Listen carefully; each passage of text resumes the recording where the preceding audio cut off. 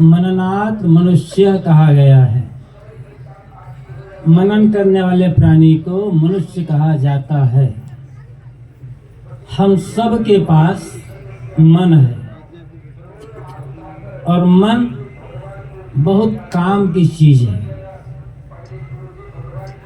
अब किसके पास कैसा मन है और मन को कैसे बनाना है, ये हमारे चिंतन का और काम है और साधना का काम है।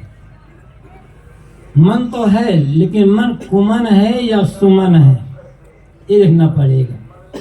सांसारिक राग रंग मोह माया अहंता ममता ईर्षा द्वेष कलह कल्पना अनेक विकारों में डूबा हुआ मन कुमन कहलाता है। अरे कुमन ही हमारे दुख चिंता पीड़ा तनाव बंधन का कारण बनता है। इस कुमन को हमें सुमन बनाना है। कुमन मतलब गंदा मन, खराब मन। सुमन मतलब सुंदर मन। और सुंदर मन कौन मन है?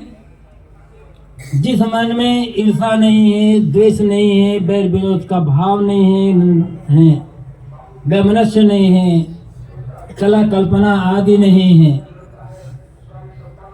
और जो मन ज्ञान विवेक विचार दया क्षमा आदि के चिंतन में डूबा हुआ है, सदैव सकारात्मक चिंतन में डूबा हुआ है, दूसरों जिस मन में दूसरों के लिए प्रेम है, क्षमा है, दया करुणा का भाव है, वो मन सुमन है। और ऐसे मन से ही जीवन में सुगंध आती। जैसे सुमन, फूल को भी सुमन कहा जाता है। फूल कोमल होता है, सुगंधित होता है, खिला हुआ होता है। जब हमारे मन में कड़ता नहीं रह गई, द्वेष भाव नहीं रह गया, अहंकार कामना नहीं रह गया, ईर्षा द्वेष आदि नहीं रह गए, तो हमारा मन फूल के समान खिला हुआ और सुगंधित बन जाता है। यही काम हम लोगों को करना है। और जब मन सुमन बन जाता है, तब आगे की स्थिति आती है, नमन की स्थिति आती है। नमन कर से झुकना होता है, नमन कर से प्रणाम अभिवादन बंदगी आदि करना होता है। लेकिन नमन कर से झुकना, और झुकना तभी संभव होता है जब अहंकार गल जाता है। बिना अहंकार के गले झुकना नहीं हो जाता है।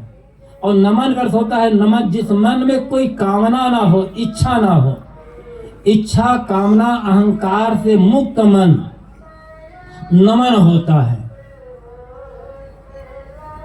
और फिर यही मन आगे चल करके बन जाता है अमन, जहां अहंकार, जहां मन ही विलीन हो गया। और अमन का अर्थ होता है शांत। जब ध्यान समाधि में मन पूर्ण रूप से शांत हो गया, मन में कोई विचार, कोई चिंतन, कोई संकल्प नहीं रह गया, तो अमन ही पूरी जीवन में अमन ही अमन है, शांति ही शांति है। तो मन तो हम सबके पास है।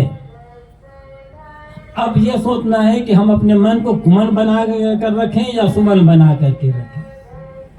कुमन बना कर रखेंगे तो मैंने कहा था कि दुख चिंता तनाव पीड़ा में पूरा जीवन व्यतीत हो जाएगा, अशांत शांति रहेगी।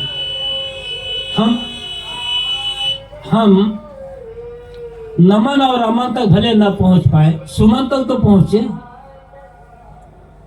सारी गलत बातों का, गलत चिंतन का, किसी के लिए भी द्वेष ईर्षा क्रोध बैर विरोध का भाव मिटा दे, और सबके लिए दया क्षमा करुणा का भाव रखे। जिसकी भी आ जाए सबके लिए अच्छा सोचे। ऐसा करते करते जब हम अभ्यास हो जाएगा, तो सचमुच हम सुमन से नमन की ओर पहुंच जाएंगे। धीरे धीरे अभ्यास से सारी अहंता ममता जब गल जाएगी और कुछ कामना नहीं रह गई मन में, तब जीवन में अमन ही हो जाएगा। और अमन ही जीवन का लक्ष्य है। जब पूर्ण शांत, पूर्ण विश्रांति, इस दशा में आकर के पूर्ण विश्रांति मिलती है, जहां पर भवबंधन ही समाप्त हो जाता है। अगर भवबंधन समाप्त हो गया तो कोई दुख, कोई पीड़ा रही नहीं गई। ये जीवन का लक्ष्य है। मन को विवेक विचार द्वारा हमें अमन तक पहुंचाना है। इसी के लिए साधु संगति, इसी सत्संग है। सबको जहाँ जहाँ है अपने अपने ढंग से जिस किसी साधन से हो, मन अमन में पहुंचे, इसी बात को ध्यान में रखने की आवश्यकता है। इसी में जीवन की सफलता